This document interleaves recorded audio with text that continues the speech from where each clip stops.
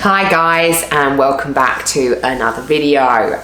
Again, vlogging after the event because it was another early morning start this morning and you don't want to be seeing this too early. So we've just come back. We did shoulders and booty today, or leg, glutes, hamstrings, which after yesterday's back day, my hamstrings were killing me. But we went through it anyway because it's not always going to be a walk in the park. These exercises and workouts need to be hard. You need to be adding weight. You need to be challenging yourself every time you go into the gym, whether it be more weight on the bar or more reps in the set. So to begin with, okay, standard warm up. Today we're going to go on the rowing machine.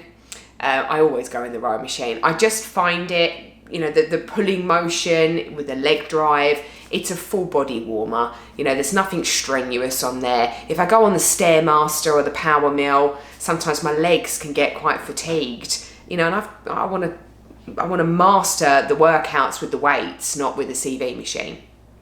So we go straight from the warm up, you know, standard mobility exercises, get some hamstrings in there, get some shoulders in there, bit of chest, bit of bicep, triceps, just to wake everything up, get everything, you know, well, basically prepared for what we're about to do to it. So the first exercise, we're going to be working slightly out of the strength zone this week, in particular because I have got the same weight or same dumbbells as I used for the previous shoulder workout, except I'm trying to strive for more reps. They call it double progression.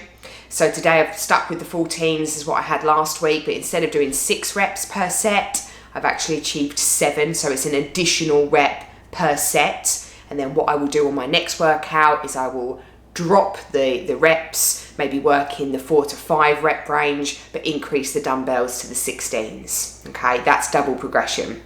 So in between the shoulder dumbbell press, I did do some skipping just to keep my heart rate a little higher. I love skipping. You know, if you're not that fond of doing ab work, I promise you now, the best thing that you can do is skip.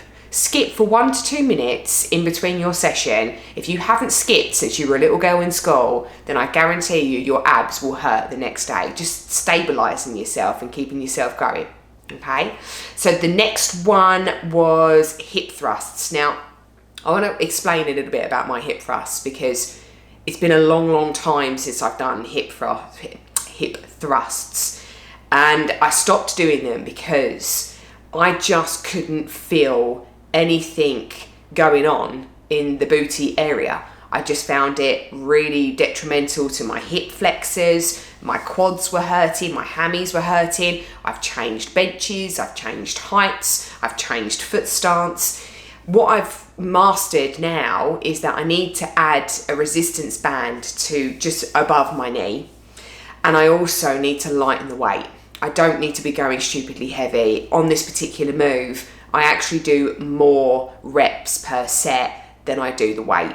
And I focus really squeezing. You want to keep your chin quite close to your chest. And it's a hip thrust. It's a drive from the hips. Your upper torso should be quite stiff, ladies. And this is just something that, again, in time, as you master it, your mind will connect to your ass and you'll be squeezing that bad boy because that's really where you want it to grow. So I superset my hip thrusts with, even though the hamstrings were killing me from the deadlifts yesterday, with RDLs. I was unsure how this was going to go. So my first set, I was quite cautious. I did do a slow lowering phase, which is going to be even worse because the DOMs that I felt today was just amazing in my hamstrings. But I went through it anyway. I got 12 reps with my last dumbbell weight on my last leg day. So I really pushed for 15 reps and I smashed it each round. We're going to be doing 3 rounds of this superset. Give yourself a minimum of 2 minutes of rest per, round. Don't do any less than that. You're just not going to be able to perform the 20 hip thrusts back to back with the 15 RDLs if you don't give yourself at least 2 minutes. I like to give myself a good 3 minutes in between all of my strong sets. Okay, so the next exercise, guys, is reverse deficit barbell lunges. Now, the deficit is created with the front foot is balancing on a weight plate or, you know, a step riser, whatever that, you know, that you can get your hands on in the gym. And it's just going to activate more of that quad within the leg area. These are significantly harder than just standing there and doing a normal reverse barbell lunge or a dumbbell lunge. So if you've never tried them, I would definitely recommend maybe lightening the weight to what you would normally do on a reverse lunge, just to ease into it. I always do a warm-up set anyway if I've gone from upper body to lower body, even though I've just done some hip thrusts and RDLs, just wanted to wake up the quads and not give them too much shock. So I did 3 rounds again, 3 sets. I did 10 reps each leg. You know, really get your balance right on these moves, because the last thing you want to do is have your stance too short, you know, where your front knee is going to be going over your toes, and you're just looking awkward. You want to get that stance right. You know, if you do 2 or 3 reps, still count them, even if you feel that you really didn't do them properly. You know, just wiggle yourself into it. You're warming up, you're getting into it. Soon enough, you'll be able to go in, get that barbell, get into a reverse lunge, and know exactly where to put your foot. Okay, so we've gone from reverse barbell lunges. The next move is, again, a little bit of a combo I like. I love this on shoulder day. It burns like a mother. Beep.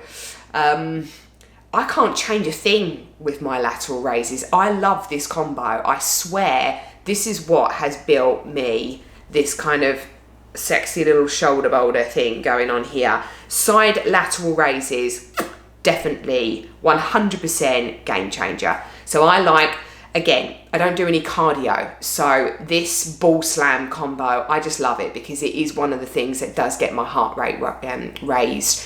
And when you're not doing a lot of cardio, apart from walking, you know, your recovery time in between sets can become impeded if you're not running or doing some sort of formal cardio session to build up that VO2 max. So I do recommend doing some sort of like ball slam or some kind of HIIT thing together with some of your isolation exercise. Never do HIIT or some kind of taxing cardio move when you're doing squats or deadlifts. That is just stupid. Okay, just don't do it.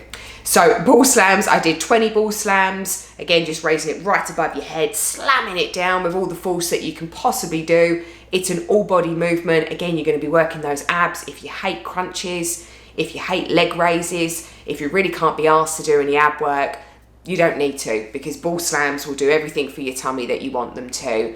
I then moved straight over to the dumbbell lateral raises, keeping a slight bend in my arm, just raise to shoulder height. Again, if you start to get to the end of that first drop set, I did 10, 10, 10, by the way, 10 reps with the 8 kilos, 10 reps with the 7.5 kilos, 10 reps with the 6 kilo dumbbells. And believe me, by the time you get to that third set, those 6s feel like an absolute bus hanging off from your arms. The burn is unbearable. Push through it. You know, I would definitely recommend getting the rep as opposed to having your arms completely dead straight. If you need to, just bend them a bit more. Always try and go to the shoulder height though, guys. But if need be that you need to kind of really bend those elbows just to crank out the last 1 or 2 reps, then do it. It's not going to be a problem. Last but not least, so we whipped over to the cable machine. I've done this superset last. You know, if you've got a busy gym and you've managed to get the cable machine, then you don't really want to leave it. So I use my ankle attachments and I finished with 40 kickback pulses. So literally just do your kickback, and just like I do in my warm-ups with my banded leg things that I do, I just quickly pulse that leg, really felt that burn in the glute. You don't need a huge amount of weight. We're doing 40 pulses. So you're going to do 40 on the right, 40 on the left, and then I went straight into kneeling cable rope pull throughs. Again, this is a hip hinge movement, guys. It's not a back move. It's not a competition of how good you can look in the gym either. There is a reason why they call this the ugly butt squeeze, and it's because if you was to view from behind, your ass looks terrible. But if you're doing it right and you're getting the squeeze in your booty, then believe me, it is going to grow. And that's effectively what we want, isn't it? We want a bigger booty. I think everybody wants a bigger booty. Or is it now that everybody wants more of a sexy back? I'm kind of hoping the transition's going more for a sexy back, simply because I'm not as advanced in my booty gains as I am in my back gains. So, baby, you make me lose my mind.